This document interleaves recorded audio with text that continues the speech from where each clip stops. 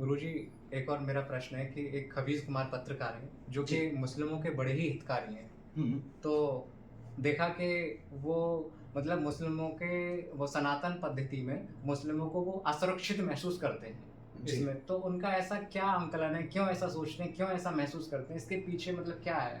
हुँ। मैं समझ नहीं पा रहा हूँ, थोड़ा-सा आप बताएँ। पुत्र, पहले तो उनसे एक ही सवाल करना, जी। 500 साल मुस्लिमों ने राज किया, कौन सा ऐसा मुस्लिम था, मुगल ही मुस्लिम है, यहाँ पर उनके बाद ही ये लोग रुके हैं। कौन सा ऐसा मुस्लिम था या मुगल था जो हिंदुओं के पक्ष में खड़ा होकर उसने कहा कि इनकी बहन बेटी और इनके धर्म का अगर कोई भी बदलाव करेगा तो मैं अपनी जान दे दूंगा, मैं अपना गला काट दूंगा, मैं मर जाऊंगा या इनको मैं आँच नहीं आने दूंगा। एक 500 साल के राज में एक मुस्लिम ऐसा बताइए जो हिंदुओं के लिए इस पृथ्वी पे दफन हुआ हो, ठीक है, या जिसने कफन होना हो। एक मुसलमान 500 साल के मुगल राज में, 500 साल राज किया ना उन्होंने, जी, जी। मुगल राज में एक मुसलमान बताओ कि जिसने हिंदुओं के लिए युद्ध लड़ा हो अपने ही लोगों के खिलाफ। एक, आज भारत में जितने सनातनी हैं, जितने हिंदू लोग हैं, वो अपने ही लोगों के खिलाफ युद्ध लड़ते हैं। एक बात। दूसरी बात, 500 साल के मुगल काल में एक भी ऐसा मुसलमान शहीद नहीं मिलेगा आपको जो हिंदुओं के लिए लड़ा हो, जिसने युद्ध जीता हो और जिसने हिंदुओं को सुरक्षित बचाया हो। उनमें हिंदू ही थे, उनमें सिख थे, उनमें मराठे थे और उनमें जो है क्षत्रिय थे और उनमें रजवाड़े के राजा थे और उनमें जगह जगह जो रियासतें थी, साउथ में अलग और कहीं भी, तो उन्होंने, हिंदुओं ने मुसलमानों के खिलाफ युद्ध लड़े एकजुट होकर। मुगलों के खिलाफ एक भी मुगल ऐसा नहीं था जिसने भारत को ना लूटा हो और भारत के लोगों को ना दफन किया हो, उनको काटा ना हो, मारा ना हो, उनकी बहन बेटियों के साथ गलत ना किया हो। और उस 500 साल के दौरान में एक भी मुस्लिम आगे ऐसा नहीं आया कि मैं शहीद होता हूँ, मैं हिंदुओं के लिए लड़ता हूँ, इन्होंने हमारा कुछ नुकसान नहीं किया। केवल एक ही कार्य था, रात को तलवार उठाओ, हिंदुओं की बहन बेटियों को काटो, उनके गले में जो मस्तक पे सिंदूर लगा हुआ है उसको पोंछो और क्या कहते हैं, उनके साथ कैसे भी खिलवाड़ करो, उनकी इज्जत के साथ खिलवाड़ करो, उनके धर्म के साथ खिलवाड़ करो, किस तरह उनका साथ खिलवाड़ ना करो। ठीक, आज क्या जो उस टाइम 500 साल के मुगल के राज में होता था, क्या आज वो हिंदुओं के राज में मुगलों के साथ हो रहा है या मुसलमानों के साथ हो रहा है? और जब मुसलमान कह रहे हैं हम यहाँ सुरक्षित हैं, तो खबीज कुमार क्यों कह रहे हैं कि यहाँ मुसलमान सुरक्षित नहीं है या मुसलमानों के लिए क्या है? यहाँ आप देखिए, जब हम किसी आतंकवादी को देखते हैं उसका एक नाम पाता है, मुस्लिम नाम पाता है। जी। ठीक है, आप देखिए अभी जो वहां पे मारे गए उसमें कई कश्मीरी साथ में थे जो क्या कहते हैं, पहलगाम हमले में शामिल थे। तो जब कोई मुसलमान बच्चा आतंकवादियों के साथ मिलकर यहाँ आतंकवाद फैला रहा है, हमें ऐसे मुसलमान को क्यों रखेंगे जो घर में ही घर को ढा रहा है? ठीक है, आप विभीषण का नाम लेते हैं, घर का भेदी लंका ढाए। ये विभीषण तो ऐसा व्यक्ति था कि जिसने पहली बार में ही भगवान को पहचान लिया, वो भगवान की शरण में चला गया। भगवान की शरण में जाने का कोई दोष नहीं है। और विभीषण घर का भेदी लंका बचाई है उसने, ढाई नहीं है। लंका को बचा के सुरक्षित, पहली बार में ही लंका फूंक देते हनुमान जी, और दूसरी बार में भगवान ने युद्ध जीतने के बाद लंका की तरफ देखा ही नहीं, सीधा विभीषण को रास्ते लग कर दिया। तो जो लंका पहले क्या कहते हैं उसकी थी, रावण की थी, राक्षसों की थी, वो उनके जाने के बाद, रावण के जाने के बाद भी वो राक्षसों की ही रही।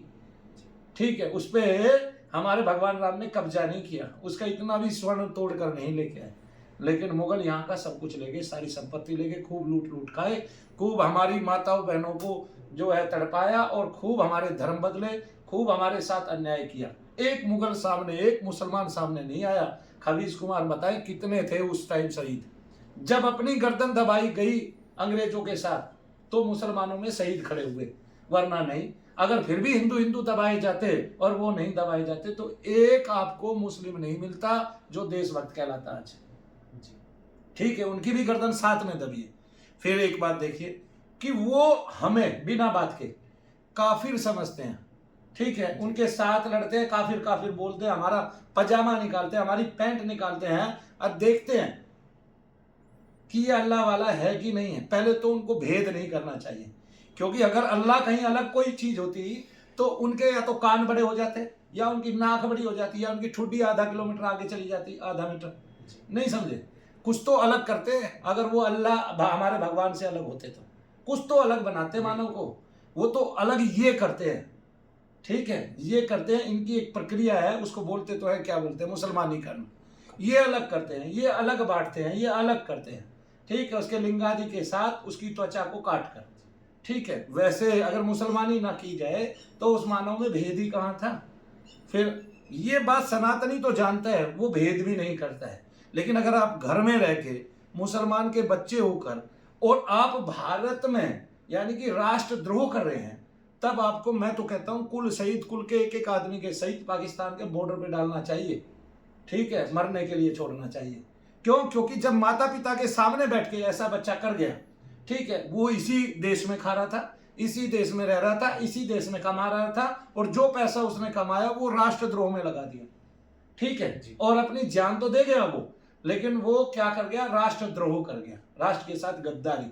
आप देखिए ना, क्या कहते हैं, एक युद्ध हुआ और उस युद्ध में इजराइल के जितने भी लोग थे वो सारे बड़े बड़े पद छोड़कर दूसरे देशों से अपने देश में आ गए कि अगर देश को हमारी जरूरत होगी तो हम लड़ेंगे। और भारत में क्या हुआ, भारत में जो पहलगांव में हमला हुआ उसमें कई कश्मीरी ही तो थे, और उन कश्मीरियों को कुल शहीद क्यों नहीं फेंका, उनके घर घर क्यों तोड़े गए, उनको कुल शहीद फेंकना चाहिए था। अब कहां से, जब माता पिता अच्छा संस्कार सिखाएंगे, ये बताएंगे ये देश हमारा है बेटा, ये किसी और का नहीं है, ठीक है, और तुम यहाँ हिंदुस्तान में रहते हो, ये तुम्हारा निवास स्थान है, कम से कम इसकी नींव तो जो मजबूती से बनी हुई है उसको तो मत ढाओ।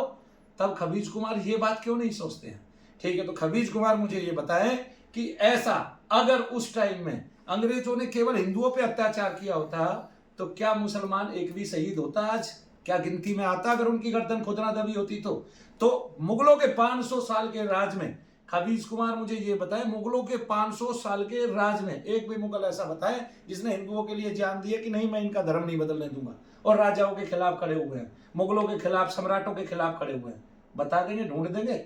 चलिए, ये उनके लिए क्वेश्चन मैंने दे दिया है, जिसको आपने खबीज कुमार किया, कहा, उसको सब लोग जानते हैं, सब जानते हैं, ठीक है, हिंदू सारे के सारे जानते ही जानते हैं। ऐसे हमारे यहाँ भेद नहीं है कुछ भी, हमारे पास बहुत सारे मुसलमान आते हैं, अभी भी एक मुसलमान मेरे साथ खड़ा था, तो मैंने उससे केवल एक बात पूछी कि आप बताइए 5 टाइम की नमाज करते हैं? बोले नहीं करते। मैंने कहा आप तो काफिर हैं, 5 टाइम की नमाज नहीं करते हैं, आप अल्लाह के यहाँ, अल्लाह वालों के यहाँ पैदा हुए, आप अल्लाह को 5 टाइम बसते नहीं, इतना भी समय नहीं दे सकते, आप खुद काफिर हैं, कोई और काफिर नहीं होता है। जैसे हिंदुओं में अगर खबीज कुमार भगवान को नहीं मानते तो वो विधर्मी है, वो धर्मी है ही नहीं, और ऐसे हिंदुओं में बहुत हैं जो विधर्मी हैं, करोड़ों लोग हैं, लाखों लोग हैं जो विधर्मी हैं, तो हम उनको विधर्मी बोलते हैं, धर्मी बोलते ही नहीं, कि वो धर्म के कामों में हिस्सा नहीं लेते, दान पुण्य नहीं करते, है ना, बड़ा बड़ा पैसा खुद कमाते रहते हैं, जोड़ते रहते हैं, उसके पीछे पागल रहते हैं, और उनको ना कभी दान करते हुए देखा जाता है, एक पैसे के लिए मरते हुए देखा जाता है, वो विधर्मी लोग होते हैं। भगवान को मानते नहीं, भगवान के यहाँ दान नहीं करते, उनके मंदिरों में, उनके देवालयों में पैसा नहीं लगाते, बच्चों की शिक्षा में पैसा नहीं लगाते, तो वो विधर्मी हैं, ठीक है। इसी प्रकार से जो मुसलमान धर्म में पैदा होकर, ठीक है, नमाज अदा नहीं करता है, वो भी उनका विधर्मी है, वो ही काफिर है, काफिर विधर्मी को बोलते हैं। उनको ना पता हो तो मुसलमान भी ये बात सीख लें। तो जो मुसलमान है वही, जब जिस मोहम्मद ने कभी हिंदुओं को देखा ही नहीं था वो कैसे जान लेते, जो कभी इस पार आए ही नहीं थे, तब नाव ही नहीं बनी थी, तो वो कैसे इस पार जब आए ही नहीं तो वो कैसे जान गए कि हिंदू काफिर है, ठीक है। और हिंदुओं का जीवन तो कदापि चला आ रहा है। भगवान राम की जब जन्म कुंडली नासा में डाली जाती है 6000 वर्ष पुरानी निकलती है, तो फिर तो खबीज कुमार के जितने क्वेश्चन है वो सारे रद्द होते हैं। ऐसे व्यक्ति को देखना सुनना देश पसंद ना करे, और ये भी जवाब दे कि हाँ खबीज कुमार जो है वो वाकई में खबीज ही है, जो मुसलमानों से द्रोह कराना चाहता है। उल्टा ऐसे लोग जो है राष्ट्रद्रोह कराते हैं, राष्ट्रद्रोह पैदा करते हैं, मुसलमानों के मन में मतभेद पैदा कर दिया, विभ्रम कर दिया उन्होंने कि तुम्हारी यहाँ सुरक्षा नहीं है। वो मान रहे हैं उनकी सुरक्षा है उनकी। अभी ओवैसी जी ने क्या बोला, उन्होंने माना कि भारत जैसा कोई देश ही नहीं है भाई, और वो जो पाकिस्तान में चले गए वो तो विधर्मी है, उन्होंने सरेआम कहा है।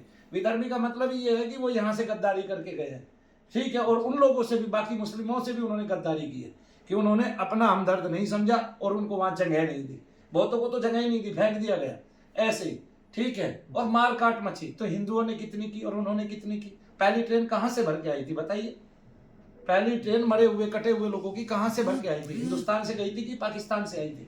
लाहौर से आई थी, लाहौर से आई थी ना। जी। तो फिर जो आदमी पहल कर रहा है, अभी भी मुसलमान पहल करते हैं कि नहीं करते हैं? तो वो मुस्लिम ही तो है पाकिस्तान वाले, उन्होंने पहल की है कि नहीं? कब पहल नहीं करते हैं वो?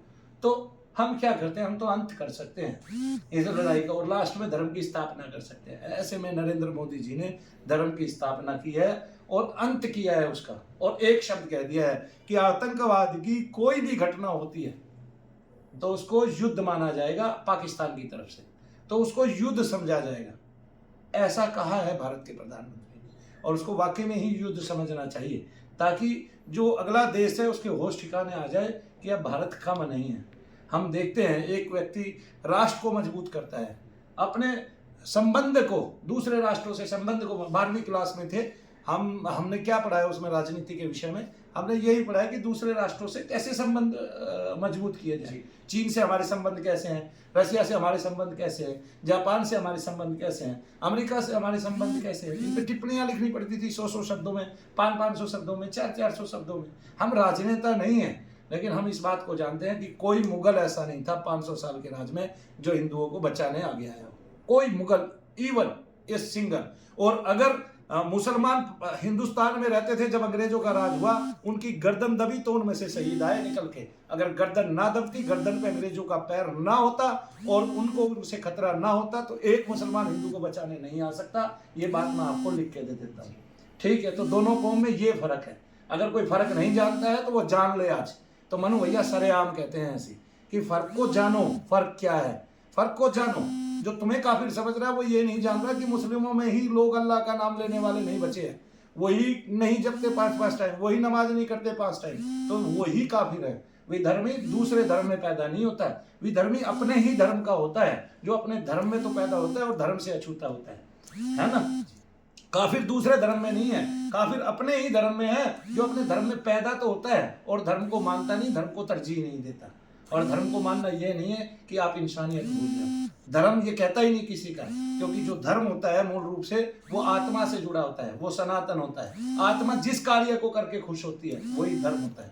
वो किसी को मार के खुश नहीं होती है कभी भी, वो शांति पा के खुश होती है, वो भगवान की जो है प्राप्ति करके खुश होती है, उससे पहले वो प्रसन्न होती ही नहीं। तभी मन का सारा विषाद जाता है, उससे पहले कभी जाता ही नहीं। तब मन में उच्चाटन हमेशा रहता है, मन में ग्लानि हमेशा रहती है, मन में विक्षोभ हमेशा रहता है, मन में विस्फोट हमेशा रहता है। तो मन हमेशा विस्फोट में, ग्लानि में, उच्चाटन में जीता रहता है, और मन में हमेशा तरह तरह के क्वेश्चन आते रहते हैं। मन शांति कब पाता है? जब वो आत्मदर्शन कर लेता है, उससे पहले पूर्ण शांति कभी नहीं मिलती है। तो आत्मदर्शन कीजिए, सशक्त बनिए, आध्यात्मिक बनिए, ठीक है? धर्म को छोड़िए, धर्म पे विवाद मत कीजिए, किसी खबीज कुमार की बात मत मानिए।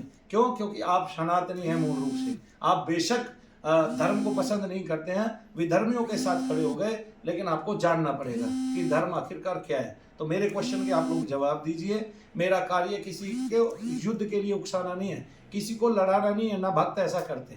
मेरा कार्य ये है कि सबको समान देखिए। अगर अल्लाह ने पूरी कायनात बनाई है तो हम भी बनाए हैं, हिंदू भी बनाए हैं। उनके हृदय में जब वो पूरी कायनात बनाता है तो उनके हृदय में भी निवास करता है, और उन सब के हृदय में आपका अल्लाह निवास करता है। तो सबको अपना समझिए, किसी को पराया मत समझिए, ठीक है? और जो अल्लाह ने बनाया उसको मारने का तुम्हें कोई औचित्य नहीं है, अधिकार नहीं है, अगर तुम ये सोचते हो कि उसने कायनात रची है। वरना तो ये कहना बंद कर दीजिए कि उसने कोई कायनात बनाई है और उसने सबको बनाया है, उसने चींटी से लेकर हाथी तक बनाया, ये कहना छोड़ दीजिए। वरना क्यों? क्योंकि फिर अल्लाह छोटा हो जाएगा। छोटा भी नहीं करना चाहते और बड़ा करते हो तो ऐसा कि दूसरे के अहितकारी बड़ा करते हो। जय शनिदेव सबको। मनु भैया का प्रणाम स्वीकार करें।